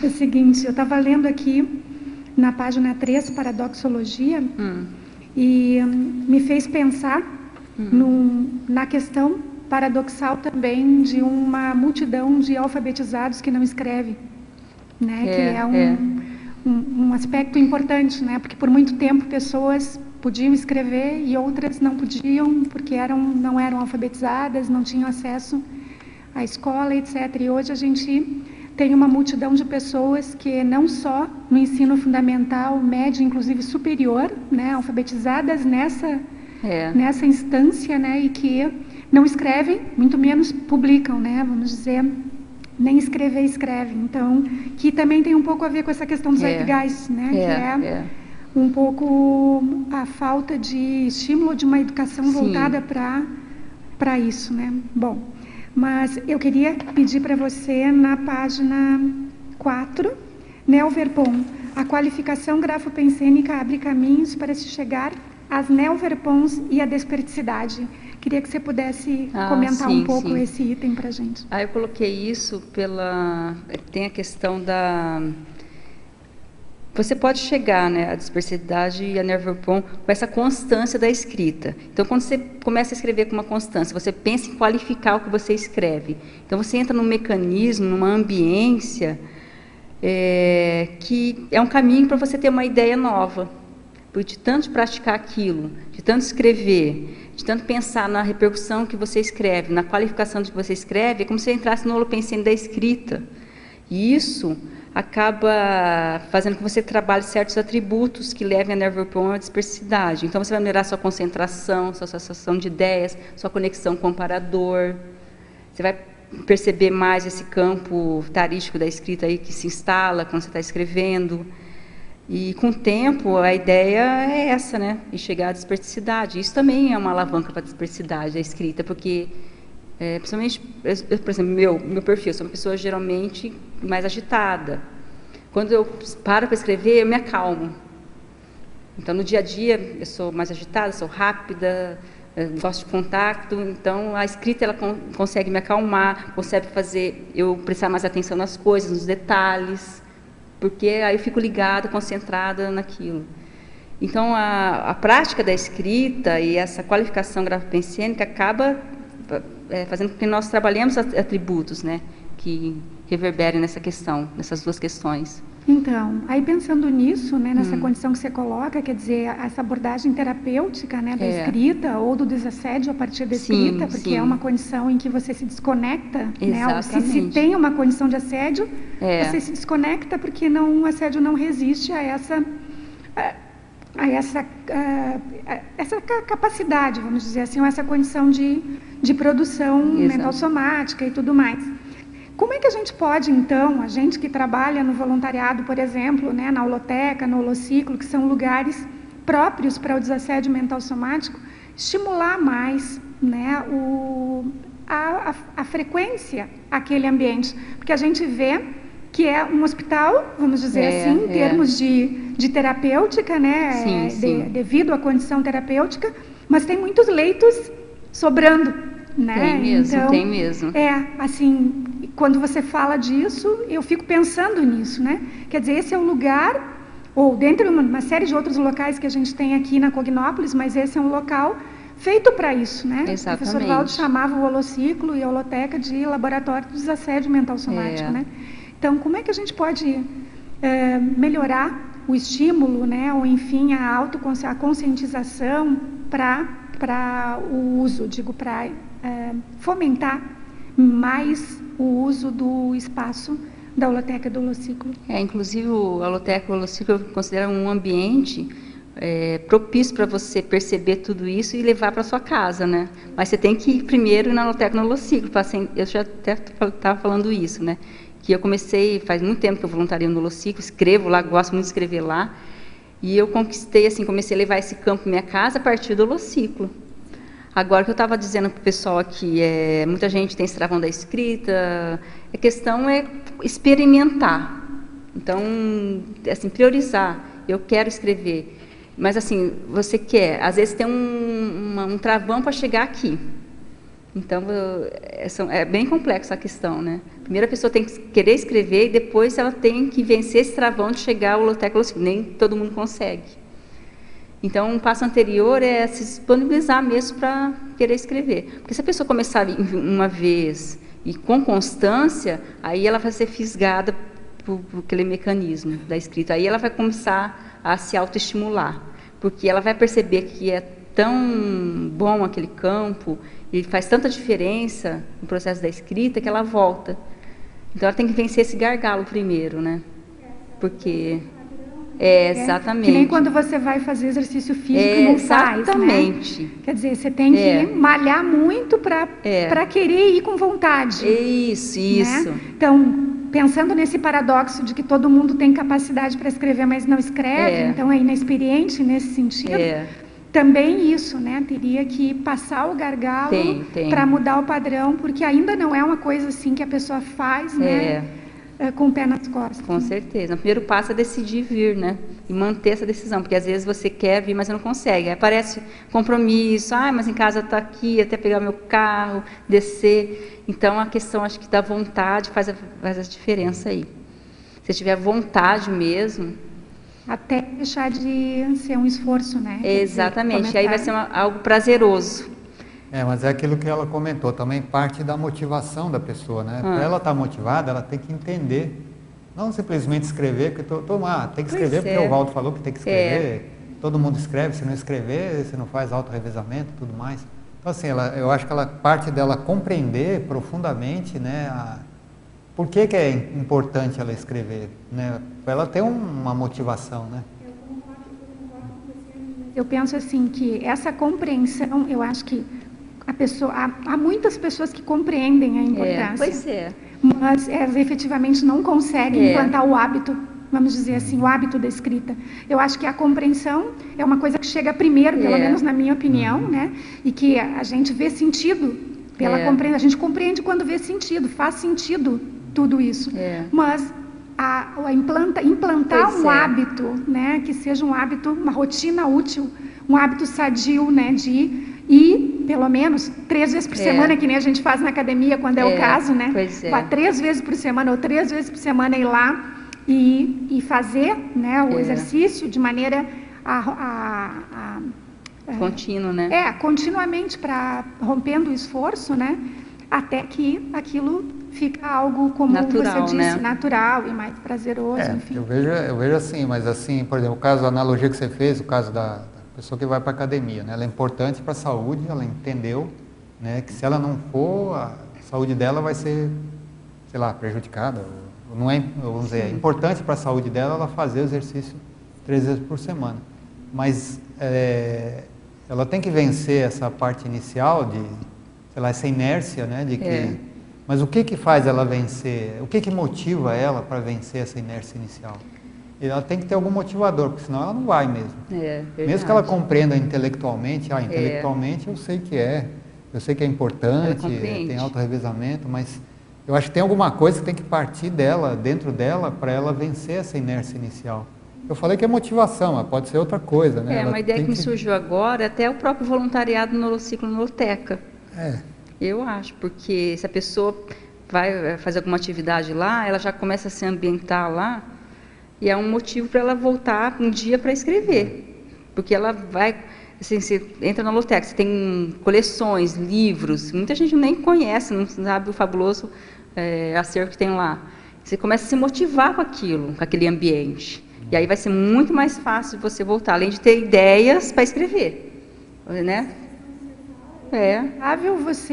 Você abre livros não porque você quer, você abre livros porque você está voluntariando. Exatamente. Então você precisa abrir, né? E aí acaba que de um jeito ou de outro, o título, né? Ou o frontispício, ou a orelha, alguma coisa você lê, aquilo acaba mexendo com você, né? As obras que passam pela sua mão, né? Então, sem dúvida, o voluntariado ajuda. Eu acho que a pessoa que de repente quiser vencer esse gargalo, você está ali no meio de livro, gente. Então você vai catalogar um livro, vai fichar, vai fazer um fichamento ali do cosmograma, sempre tem ideia. Então é um passo assim que quem puder, eu acho que eu indico. Quem quiser se conectar. Isso, eu pensei num outro paradoxo, que é o paradoxo do pesquisador que está dentro da biblioteca e não usa o livro físico. Isso é um paradoxo importante, porque na holoteca a gente presencia e testemunha isso frequentemente. O salão de leitura, as pessoas usam o salão de leitura e às vezes elas passam a tarde inteira no salão de leitura sem pegar um livro físico, né? Dentro de uma biblioteca, né? Quer dizer, uma biblioteca que tem muitos livros, né? Isso é paradoxal também, né? Tá bem que você pode usar muitas fontes pela internet, é uma biblioteca digital, facilita muito a vida, muitas pessoas têm mais essa cultura de trabalhar com a internet, tudo bem, tem isso. Mas, né, a biblioteca está ali, né? Você está dentro de uma biblioteca, né? Os livros estão ali, você pode interagir com a peça, né? Com o artefato do saber ali. É diferente. Tem os livros clássicos, que às vezes você não encontra na internet, a própria questão do cosmograma. Cosmograma você não vai conseguir, por enquanto, pelo menos o acervo daqui na internet, né? Está digitalizando, mas... Então, esse contato ali, principalmente esse processo parapsíquico, ele é fundamental. Contato com o livro, com o jornal, com a questão física mesmo, com o ambiente. Por isso que eu acho que o voluntariado, depois vocês estavam falando bem assim, a ideia é bem forte para mim, eu acho que é o primeiro passo. Você já está no ambiente mental somático, intelectual, isso vai facilitar você a escrever. Isso Fica aí o convite, né? Para o pessoal voluntariar aqui, ou visitar, ou frequentar. Exatamente. A Holoteca e o Holociclo, que realmente estão ociosos, né? Pelo tamanho deles, pelo tamanho do acervo. O tamanho de coisa que tem lá, eles estão subutilizados. Exatamente. Né? São um Foz 800, mais de 800 voluntários. Pois é. Aí você vê quantos que frequentam ali embaixo. É um patrimônio intelectual né, de muito valor. Né? Exatamente. Denise, vamos ver aqui na frase enfática. Eu vejo que você toca aí em 2 pontos. Um é o balizador, que você já tinha comentado, e depois o legado assistencial lá no fim, né? Você poderia comentar essa frase enfática aí? Então, essa frase enfática ele resume bem a tese, né, do verbete. no sentido que você se autoconscientizar do que você escreve, de como que você escreve e como que isso pode repercutir no leitor. Mas nesse sentido aí, para você conseguir criar um campo mais profilático, né, do teu legado. Porque mesmo estando na conscienciologia, às vezes a gente dá umas escorregadas. Não quer dizer que você fez curso permissivo, você está escrevendo verbete, você não pode dar uma escorregada de vez em quando. Então, é preciso atenção nessa questão, né? Mesmo escrevendo um e-mail, às vezes, ou no WhatsApp, você não, às vezes não dá uma escorregada? Dá, assim, escreve de um jeito que a pessoa interpreta de outro. Então, isso é natural, né? Esses ruídos da comunicação. E quando se autoconscientiza dessa questão do grafo pensene, é para prestar atenção mesmo. Que efeitos, né, que eu estou gerando, qual a energia que eu estou gerando aí no meu leitor, como que ele pode receber isso? Então, é uma questão mais de profilaxia, no sentido de ser um texto mais objetivo, como que eu falei, sem subinformação, ambinformação, manipulação, tomar cuidado com isso, né? Até o Walter traz tantas técnicas, né, para qualificar o grafo pensene, as técnicas da enciclopédia, as redacionais, a evitação dos cacófatos. Então, tudo isso ajuda, né, a ter o texto mais limpo, claro e, de certa forma, mais assistencial também. São Agora, efeitos. você faz alguma relação desse legado assistencial com o autorrevezamento? Com certeza. Vamos ver, seria importante para o próprio autorrevezamento, né? Com que certeza, o professor Walter né? sempre falava, né? Que o autorrevezamento está bem ligado ao que você escreveu, né? O que você escreve aqui. E nós colhemos até hoje o que nós escrevemos no passado, né? Então, se você deixar um legado mais positivo, a tendência é que isso gere frutos melhores no futuro, né? Nas próximas vidas. Então, por isso, daí essa importância da autoconscientização do que você escreve. Ricardo? Denise, considerando a prática que você tem na questão da edição de livros, queria que você ampliasse o item da terceira linha da patologia, o ansiosismo autoral durante a edição da obra, considerando que são várias fases. Eu já passei 20 e tantas vezes pela fase de impressão, que geralmente é uma fase também crítica, porque aí é o parto do livro, né? E normalmente a gráfica atrasa, não cumpre prazo, então a gente passa por ansiedade, ainda mais se tem marcação de autógrafo, de compromisso. Então eu queria que você falasse do ansiosismo. Esse ansiosismo, com a tua experiência, como é que onde é que o autor mais sente? Sim, o autor é ansioso por si próprio, né? Sim. Então tem várias fases. Quando está na gráfica aí, eu já devia. É o seguinte, na edição a gente percebe, eu também já escrevi livro, a gente sabe como é que é isso. Quando o livro fecha, vai para a diagramação, o ideal na editoração, você esgotar todas as revisões antes desse livro para a diagramação. Porque quando ele está diagramando, não tem que mais mexer em conteúdo. Mas assim, isso acontece, eu mesma acabei mexendo no meu. Então, há um ansiosismo. Então, o autor, ele fica ansioso desde a entrega do livro da editora até o livro sair da gráfica. Isso é natural. Então, a gente tem que tentar, assim, balizar melhor isso, porque isso pode influenciar no resultado da obra. Sim. Você está, por exemplo, fazendo remendos no livro na diagramação, vai atrasar o livro. Você quer mexer no arquivo num horário impróprio lá, que já está fechado, isso vai atrasar. Isso atrasa, estressa os revisores, estressa todo o processo e implica, às vezes, na qualidade da obra, né? Chega uma hora que não tem como ficar, sabe, você quer mudar muito, muda o contexto e acaba complicando aí. Então, dependendo da postura do autor, se ele não conseguir controlar essa ansiedade, isso vai atrapalhar a edição. Atrapalha bem. Outra questão aqui, na primeira linha da patologia, por que você deu tanta importância a esse item, evitação dos cacófagos? Inclusive, tem até um item lá do escritor veterano, né? Não evitar cacófatos. Porque é uma prática aqui do professor Valdo que tem a ver com a qualificação grafopensênica, quer dizer, você cuidar para não ter o cacófato, você está melhorando sua concentração, sua atenção. Então, você está melhorando um atributo ali, teu. E a gente vê muitos escritores veteranos, não digo na Conscienciologia, mas fora, que não estão nem aí com cacófato. É o detalhismo. Então, você vê que na estrutura da pessoa, falta o detalhismo ali. E o detalhismo faz a diferença no parapsiquismo. Então, é onde que a gente começa a fazer. Então, você está lá prestando atenção no cacófato do seu texto, você está exercitando o detalhismo, que isso pode ser útil para outras frentes. E, por exemplo, o jornalismo não se preocupa com cacófato. Também, né, é outro processo, a gente tem a correria, tem o tempo, mas quando você está escrevendo um texto mais conscienciológico, onde há propostas de você avançar em técnicas redacionais, eu acho que não é preciosismo, não, é interessante você evitar o cacófato. Inclusive eu tenho a experiência que o meu livrinho Neopensatas, né, o professor Valdo leu e anotou 2 cacófatos lá que me passaram, né? E está registrado lá no Luciclo, o livro, com a anotação dele em 2 cacófatos na primeira edição. Sim. Depois eu acho que eu evitei nas outras edições. Então é importante realmente, é um item que pouca gente... E você sabe que eu estou estudando esse negócio de cacófato, eu vi que no Camões, né, um soneto dos Camões, é minha alma, não sei o quê. Alma minha. É assim, o cacófato. Mas assim, na literatura, né, a literatura a gente tem, assim, algumas concessões.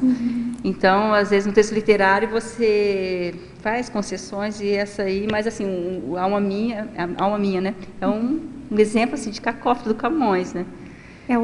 Outra coisa é aquela exposição que o professor Valdo pediu para fazer, dos cacófagos em títulos de livro, lembra? Títulos de livro? Lá atrás, a gente fez uma exposição grande, porque aí seria assim, a expressão máxima do descuido, né? No título do livro, você usa um cacófato, né? E não são poucas obras, não, são muitas obras que têm cacófato nos títulos dos livros. Então é bem comum, né? Mas assim, eu acho um detalhismo necessário para você trabalhar com esse atributo seu, isso vai ajudar em outras frentes. Eu acho bem interessante. É outro item também que eu não tenho muito conhecimento, poder ampliar o que são as penas de aluguel. Penas de aluguel? Penas de aluguel são esses jornalistas e escritores a serviço de um político, por exemplo. Então, ele vai lá, ele recebe para defender, às vezes não explicitamente, determinado partido, determinada personalidade política. Nós conhecemos esse termo de placa branca. Placa branca? Lá no Sul é placa branca. No Sul? Que a placa branca é de carros oficiais, né? Entendi, então, jornalista placa branca. A gente chama de pena de aluguel, porque, tipo assim, está sendo pago, né? Ele recebe. Isso é comum hoje na internet, você percebe bem que é pena de aluguel. Tem blogueiro ali que só defende um partido, uma ideia, um candidato. Eu convivi com isso praticamente. Era assessor de imprensa no secretário, e ele tinha 2 jornalistas contratados. E quando ele chegava no aeroporto, ele dava a notícia em primeira mão para ele. Sim.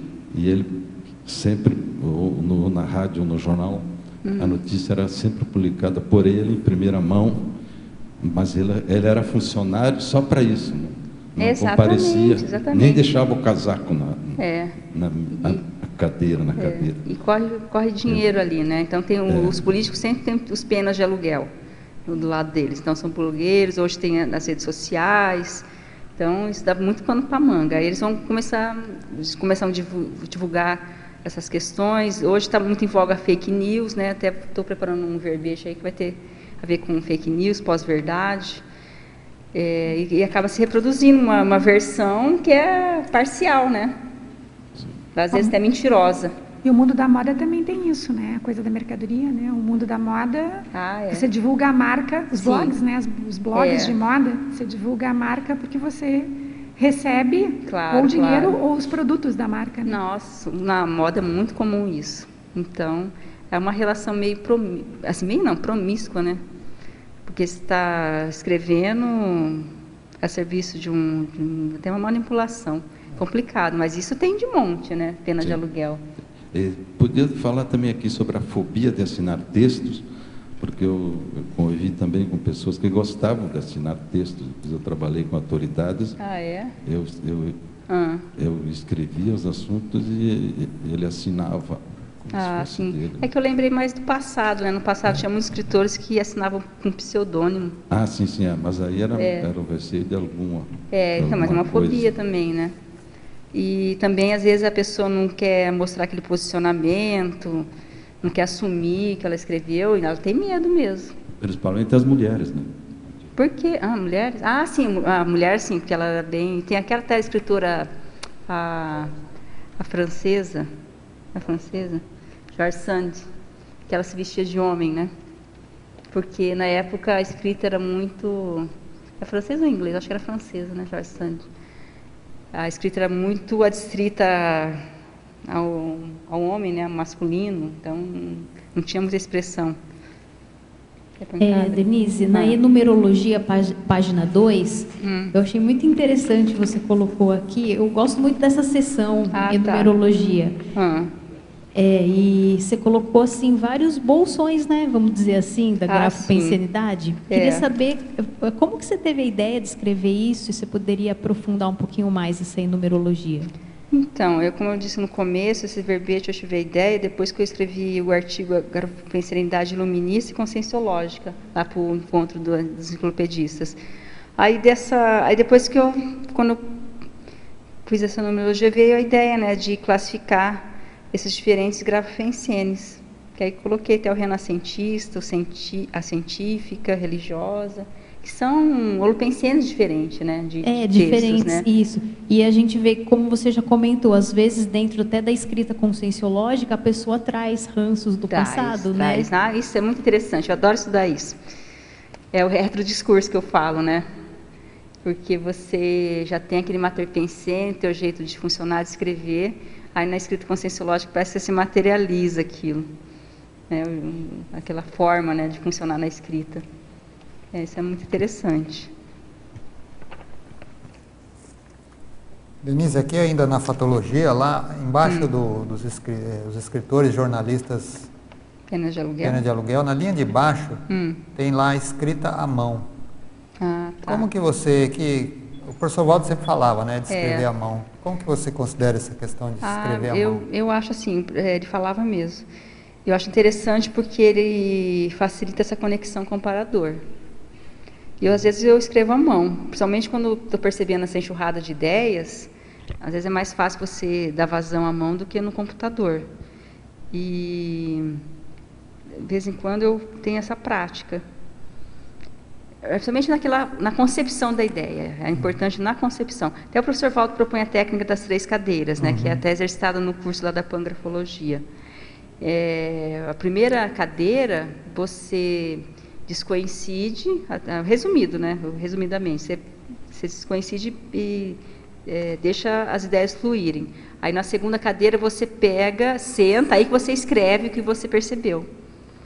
Então às vezes eu pratico isso, escrevo à mão primeiro, para depois passar para o computador. Não é frequente não, mas eu priorizo, porque às vezes fica muito mecânico o computador. E ele mesmo falava, né, que escrever à mão a interferência é menor, assim, você tem menos ruído no processo do insight, da captação de ideia, que a vazão, ele flui mais do que no computador. Então você consegue captar com mais facilidade pelo processo mecânico ali de escrever. Você vê que tem muita gente hoje em dia que só escreve no computador, né? Exatamente. Vai direto. Até tem uma certa facilidade, mas eu não sei se isso aí que você está falando não é, vamos dizer, não tem que ser, né, um passo... ele escrevia à mão, né? Ele escrevia tudo à mão, ele falou que ele passava depois no computador, ele ajustava, né, tirava as coisas. Mas as ideias principais sempre à mão, né? Eu lembro que ele falava mesmo, escrevia tudo no papel, que nessa técnica das 3 cadeiras, que ele colocou, não foi no DAC, né? Então é interessante, eu já pratiquei em casa. Quando você está com mais tempo, né? Então você fica lá relaxado, aí tem as ideias, depois escreve, depois faz para o computador. Eu recomendo essa prática. Para quem quiser, né, desenvolver a escrita aí para a psíquica, eu acho que é uma técnica bem interessante, a técnica das 3 cadeiras. vale a Talvez pena. esse seja o grande diferencial, né? A facilidade do contato parapsíquico seja maior do que no de escrever direto no computador. Exatamente. O computador tem, né, uma limitação ali. Denise, aqui na pensenologia, página 1, a última pensenologia, você colocou a superação da a penúltima, aliás, a superação da nosografopensenidade. Que técnicas você poderia falar para a pessoa, assim, tentar fazer essa superação? A nosografopensenidade seria a pessoa que só escreve sobre assuntos nosográficos? Você até comentou um pouquinho disso, né? Às vezes o pensene nosográfico entra, né, no ato da escrita. Não é só escrever sobre assuntos nosográficos, mas às vezes você está escrevendo, principalmente no jornalismo, isso é comum. O jornalismo, quando ele é feito, né, realmente é jornalismo, ele tem um processo de crítica. Então, às vezes, a crítica passa um pouco do tom. Eu já percebi, escrevendo matérias jornalísticas, cunhas, assim, bem de assediador. Carregar nas tintas, né? Exaltar o que não presta, né? Exatamente. Muito assim, o que não presta. Dependendo do jornalista, ele carrega, assim, parece que ele cata o negócio e não percebe, né? Instantâneo. Então, é o tom da crítica. Então, é comum, dependendo do profissional, ele está ali recebendo essas cunhas, não percebe e reproduz. Então, você tem que fazer aquela crítica mais cosmoética, né? E eu já percebi as cunhas que vieram para mim. Eu estava escrevendo, aí vem aquela cunha assim para carregar na tinta. Mas aí eu já diferenciei, né? Que não era meu, eu fiquei tranquila. Mas quantas vezes as pessoas não diferenciam isso e carregam? Então, é bem comum, no processo de crítica política, isso daí vem assim, dá vontade de pegar e mais. Então, e que técnica que a pessoa pode usar? Quando, vamos dizer, veio esse nosopensene aí, o que ela pode fazer para tentar reverter isso? O primeiro passo é diferenciar, né? Se identificar ele, que não é seu. E a segunda, refletir, assim, como que você poderia escrever aquilo de uma forma mais cosmoética, né? Porque geralmente essas cunhas são totalmente anticosmoéticas, assediadoras mesmo, entendeu? Eu tenho uma técnica que às vezes eu uso com relação a isso e já sugeri para algumas pessoas também, que é assim, isso é muito instintivo, né? Quer dizer, impulso. Né? A pessoa, assim como a pessoa ouve alguma coisa e fala imediatamente aquilo que vem na cabeça sem pensar no que falou, né? Então eu digo, respira, né? Respira. Quando você respira, já é o tempo suficiente para você ver que não precisa falar ou não é apropriado falar, porque essa condição de colocar no papel ou imediato é impulsiva. Se você para e pensa um pouquinho, você já não coloca, né? Já evita. É que não pensa, vai no embalo, né? Vai no embalo. Então, acho que essa é uma técnica boa, né? Boa, inclusive, para falar, para a pessoa que tem a tendência de ser impulsiva. Alguém está dizendo uma coisa que é um absurdo, né? Vamos dizer assim, um preconceito, alguma coisa assim. E a pessoa devolve na hora, né? Ou, enfim, se ela respira um pouco e ela pensa, pelo menos o que ela disser vai ser mais assertivo do que a reação, reagirem em relação ao que o outro está falando, né? Então, acho que essa técnica, embora simples, ela funciona bem, porque é instinto, é impulso, é defesa, né? A pessoa vai... Quando ela está fazendo o texto também, né, Denise? Embora não tenha alguém ali, é como se tivesse a ameaça, né? Quando a pessoa carrega nas tintas, ela está falando de algo que ameaça, né? Então... Acho que isso é uma coisa boa. Eu não sei se vocês já perceberam isso. Mas você coloca também, tem o velho trabalho com as energias, né? Você coloca aqui na parafatologia o trabalho energético na condição de otimizador da concentração e dos registros gráficos. Quer dizer, o primeiro passo é que você falou, se ela nem percebe, não adianta nada, ela não vai nem lembrar de trabalhar com a energia. É verdade. Mas se ela percebeu que está, como você falou, às vezes uma cunha, ou as ideias nosográficas estão vindo, né? Ela lembrar também do velho trabalho com as energias. Velho assim. É básico, né? No básico, né? Agora, uma ideia seguindo esse conselho do respirar, é respirar mesmo, deixar para outro dia, você rever, você fazer uma revisão no dia seguinte. Principalmente se é aqueles e-mail bombástico, entendeu? Essas coisas assim. É verdade. Então, quer dizer que aí esses nosopensenes, eles vão reverberar muito problema. Então, aí você deixa para ler de novo, né? Exatamente. Aí você vai estar com menos afiado, né? Menos. Porque está no automático, né? Tem o outro lado também, mas vamos ficar com esse aqui. Porque às vezes a pessoa já está assediada, né? Às vezes a coisa até piora. É verdade. Se a pessoa começa a ruminar, né? Faz aquelas ruminações, né? E ela vai alimentando, né? Aí quando é assim, não é bom nem escrever, né? Vamos deixar para lá. Num estado desse, senão... Outra coisa, aproveitando aqui na pensenologia, lá na terceira linha, você fala o predomínio do grafo pensene psicossomático na escrita da atual vida humana. Como que você vê essa questão ainda, no caso nosso, ou mesmo fora, né? A gente pega, né, a imprensa, um exemplo de repositórios de grafo pensene psicossomático, né? Imprensa sensacionalista. Temos assim exemplo também, os livros que fazem mais sucesso são da literatura, de autoajuda. Tem uma dose aí de psicossoma grande, né? Se for ver. Então, é o que predomina. Mas aqui na conscienciologia ainda é menos, mas às vezes tem, né? É menos. Eu não vejo tanto. Não vê tanto problema. Tanto não, conscienciologia, porque a temática é diferente, né? Mais científica, racional. Então, os grafos pensenes passam mais por isso, né? Tanto é que na Editares a gente tem a linha editorial de não aceitar romances, né? Ficção. Sim. Então, que a que ficção ali, mais, a literatura em si, né? Ela é bem mais emotiva, tem aquele texto floreado, né? Vai mais psicossomático, tem a utilidade, né? Tantas obras literárias aí que viraram clássico, né? Mas, no nosso caso ali, eu acho assim, a tendência é ter menos, né? Não que também não tenha.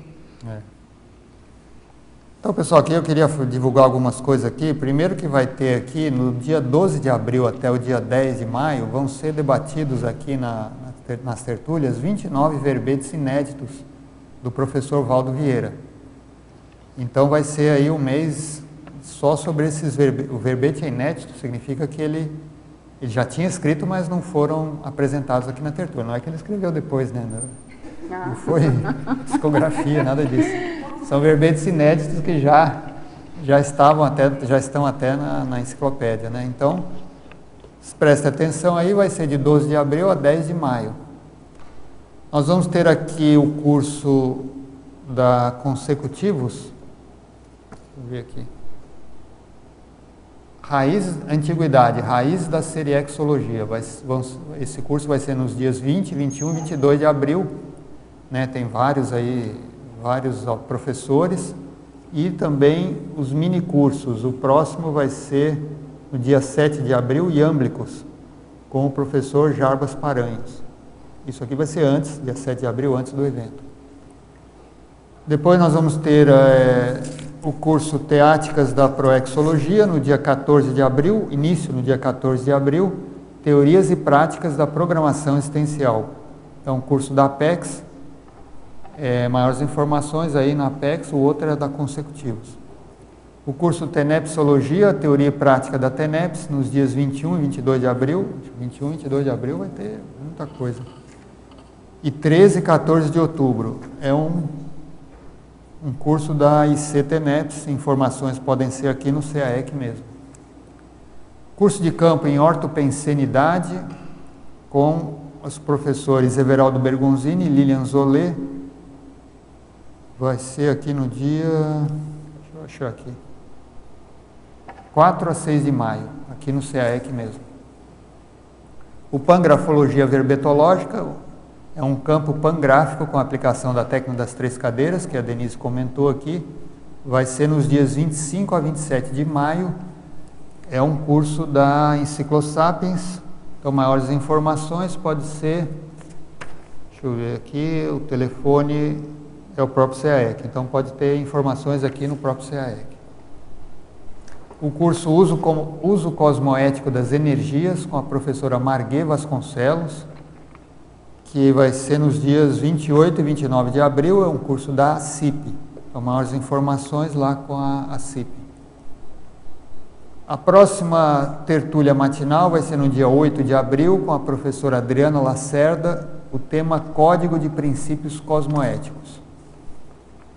E nós vamos ter uma palestra pública gratuita da Juriscons. O tema é Por que o Paradireito é para Todos? Com o professor Eduardo Giuliani. O dia vai ser 7 de abril das 15 às 16 horas, lá na sala da Juriscons, no Discernimento.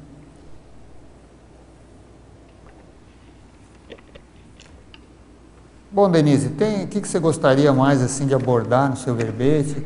Alguma coisa que não foi falada, que ficou aí, que não foi comentada? O que você gostaria ainda de comentar aqui? Deixa eu ver aqui alguma coisa.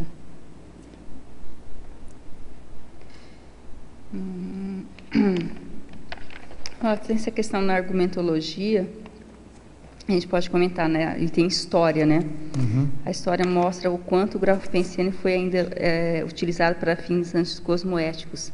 Então a gente percebe isso, né? No passado, esses ímpetos, né? Essas iniciativas, tanto na ciência, na política, hoje em dia até na publicidade e no jornalismo. Uhum. Então essa temática aí, né? Do uso nosográfico ainda permeia a nossa realidade, permeou bastante no passado. Às vezes nós mesmos, né? Nós precisamos, às vezes, talvez, né, escrever mais para melhorar isso que nós escrevemos de errado no passado, né? Exatamente, mas também tem um lado bom, né? De quanto o grafo pensiano também ele foi assistencial.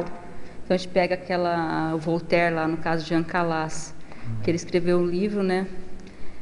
Inspirado naquele caso lá na França, onde protestantes se gladiavam com os católicos, que virou o clássico, né? O livro do Voltaire.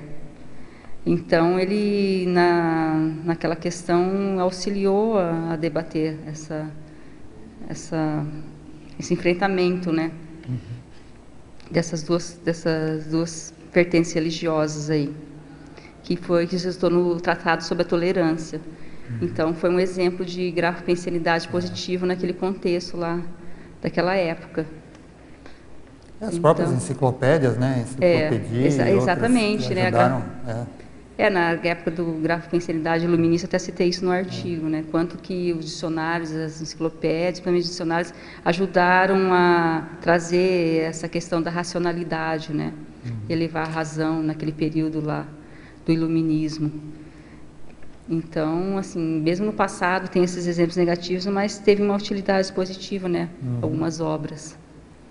Você podia comentar também lá na página 4, o item cotejo, que você já tocou um pouco nesse assunto da intencionalidade, mas essa questão, o cotejo entre o conteúdo grafado e a intencionalidade. Ah, sim. Então, às vezes a gente não presta atenção na intenção de escrever, né? Você fala de intenção de falar, intenção em relação a outra pessoa, mas já para pensar na sua intencionalidade quando escreve? É fazer assistência? É você mostrar que está escrevendo? Qual que é? Então, isso é interessante refletir sobre esse aspecto. E aí, a partir disso, você aumenta a sua autoconscientização grafopensênica, deixando ela mais profilática. Aí, até coloca aqui, você evita essas mimeses, né? Que às vezes você está reescrevendo algo que já não é válido nesse contexto. E também estabelece uma linha mais assertiva aí para a questão da assistencialidade. Então, pensar, para que eu estou escrevendo? Com qual objetivo? Escrever por escrever? Pensar sempre nisso. Agora, você trabalha na área do jornalismo, né? Como que você vê, que perspectiva você vê no jornalismo, assim, no futuro, atual mesmo? O que você acha que está acontecendo, o que vai acontecer? É difícil. O que não vai acontecer? O jornalismo está passando por uma reconfiguração em razão dessa aporte da internet, até é uma crise, né, que a gente está vivendo profissionalmente, porque hoje a internet deu voz a todos, até o Humberto Eco fala que deu voz até aos idiotas, né? Então, essa habilidade de comunicação não é restrita a jornalista, ler e escrever, qualquer um pode fazer. Então, as pessoas começaram a se expressar, isso deu impacto até na linguagem jornalística, né? Na linguagem, a forma de fazer vídeos, a forma de escrita, porque todo mundo começa a participar desse contexto da comunicação. Então, há uma crise de identidade na profissão. Eu acho que com o tempo a gente vai consolidar um novo paradigma aí de como se fazer jornalismo, mas assim, não dá para esquecer os princípios básicos, que é a ética, a apuração, que hoje assim, as pessoas postam na internet informações, as pessoas não são jornalistas, mas a gente vê assim, erros crassos de apuração. Então, o bom jornalismo deve prevalecer. né? A ideia é essa, mas com essa proliferação, a gente não tem controle de quem emite a informação, às vezes essas pessoas acabam ocupando esse papel que seria do jornalismo, e aí acaba prevalecendo essa subinformação, a informação, a manipulação, porque o jornalismo às vezes não consegue, né, o sério, ocupar esse espaço que devia.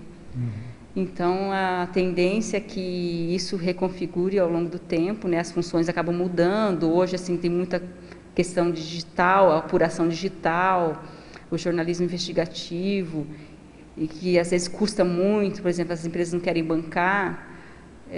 Então, está mudando muita coisa, né? Vamos ver assim, se a perspectiva melhora, porque a profissão está passando uma séria crise. Talvez é uma onda, você acha que mais profundo, ainda vai demorar um pouco para ver esse ajuste aí, né? Demora porque a tecnologia é muito rápida. Então, a mudança, assim, a cada bloco de 3, 4 anos surge uma rede social, isso dá impacto, assim, surge uma tecnologia diferente. Então, o jornalismo não consegue acompanhar a velocidade da tecnologia e do acesso, né, que as pessoas têm à internet. Então, há uma concorrência grande por atenção. Rede social, aí começa a entrar muita publicidade no jornalismo. Eu falo, né, tem cidade no interior, exemplos de Foz, que você quase não tem mais jornalismo, quase não tem mais jornal. Você tem sites que só reproduzem releases. Releases são feitos por assessorias de imprensa, cuja função é defender o lado corporativo, não é fazer jornalismo. Então, a gente pode ter uma terceira só sobre isso, né? Tá bem complexo aí o quadro. Interessante. Bom, Denise, estamos chegando aqui ao nosso final. Nós agradecemos aí a apresentação desse seu verbete, foi bem interessante, bem instrutivo. Você já tem outros, né, que já estão por vir, né? O próximo tem a ver com escrita também. Então, nós agradecemos também aqui a participação de todos os tertulianos, dos teletertulianos, agradecemos aqui a equipe da Enciclosapiens, a equipe de apoio aqui do tertuliário, a Sofia e o Leandro, e passamos agora para os nossos avisos e divulgações. As pontuações da tertúlia de hoje são 9 assinaturas no livro de presença, 17 perguntas presenciais e 13 perguntas online. Temos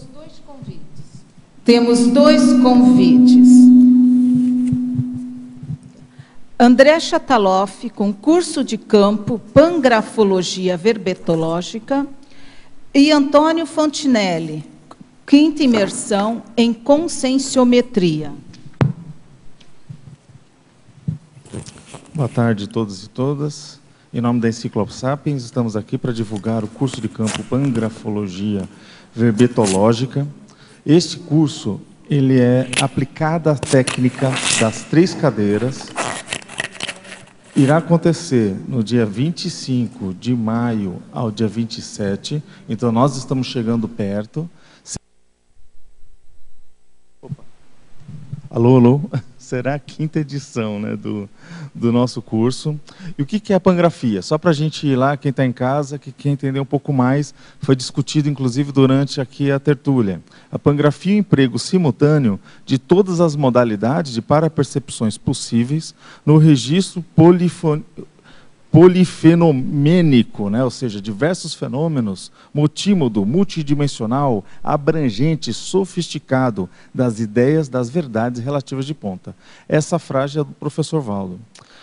Agora, isso não acontece de graça, isso depende do alto esforço, da dedicação da pessoa, ela tem que mexer com energia, ela tem que se interessar por determinados temas, ou seja, para isso, o curso de campo ele é para otimizar esse processo. Vai acontecer, então, 2 momentos. Um momento que vai ter um campo pangráfico, esse campo ele vai permitir uma reflexão maior, justamente daquele tema, daquela ideia que ele está pensando em escrever, junto ao colchonete. Ele vai passar por uma energização pelos epicons, aí ele vai, depois dessa energização, ir para umas mesas e vai pegar a caneta e vai realmente fazer a impressão das ideias que vão surgir naquele momento. Posterior, à tarde, no período depois do almoço, vai acontecer, então, a digitação desse manuscrito, esclarecimento de dúvidas perante a equipe de preceptores da Enciclosapiens. Então, o que a gente está percebendo? Essa técnica das 3 cadeiras quer dizer de você ter o momento da inspiração, mexer com energia, aí depois você vai para um outro lugar, onde você para anotar, e vai para uma terceira posição, que é digitar, ela foi adotada pelo professor Valdo. E o que a gente está fazendo é reaplicando, otimizando e usando esse campo pangráfico para fins justamente de produção científica. Bem, então, reforçando aqui, vai ser no dia 25 a 27 de maio, se organize, e toda essa vivência vai ser aqui no Hotel Mabu Interlúdio, ao lado do CAEC. Para inscrições, você pode entrar em contato aqui com www.enciclosapiens.org e também fazer sua inscrição através do telefone 45 2102 1499. Obrigado. Boa tarde a todos. Eu estou aqui representando a Consus. Meu nome é Antônio Fontenelle. Estou aqui querendo divulgar a 5ª imersão em conscienciometria. É uma imersão sem pré-requisito, né? Se realizará no dia 29 de junho a 1º de julho deste ano, aqui ao lado, no Hotel Interlúdio Iguaçu Convention. Essa imersão acompanha o conscienciograma, né? O conscienciograma é aquele livro que tem sua forma otimizada de autoconhecer por meio de muitos ângulos, muitas facetas, né? Você conhece você mesmo através do holossoma, os 4 veículos, e mais 6 atributos conscienciais, dos mais importantes do ser humano. Bom, tem como principais objetivos autoconhecimento, ampliar o conhecimento quanto à própria realidade intraconsciencial, quer dizer, você se conhece com um certo nível de profundidade, favorecer a compreensão das prioridades sinológicas, ou seja, aquelas suas reciclagens mais intensas, mais intraconscienciais, e também expandir a lucidez quanto ao papel pessoal da sua Max Proex, ou seja, aquela Proex grupal, né? O campo será realizado com o Epicom Luiz Gonçalves, né? Haverá 2 campos, o curso levará 3 dias, sexta-feira à tarde, sábado de manhã terá o 1º campo e domingo pela manhã terá o 2º campo. E à tarde, geralmente, são os debates, né? As inscrições na loja virtual do site da Consus, www.consus.org.br, ou na sede da Consus, lá no discernimento, ou através do telefone 2102 1460, aqui o prefixo de área é 45, né? Também pode ser pela consus@consus.org.br, ok? Muito obrigado a todos, uma boa tarde. Repetindo, as pontuações da tertúlia de hoje são 9 assinaturas no livro de presença, 17 perguntas presenciais e 13 perguntas online. Para amanhã teremos o verbete Espaço Sindrômico, da especialidade Holossomatologia, com a verbetógrafa Sônia Batista. Agradecemos a presença e a participação de todos. Boa tarde e até amanhã.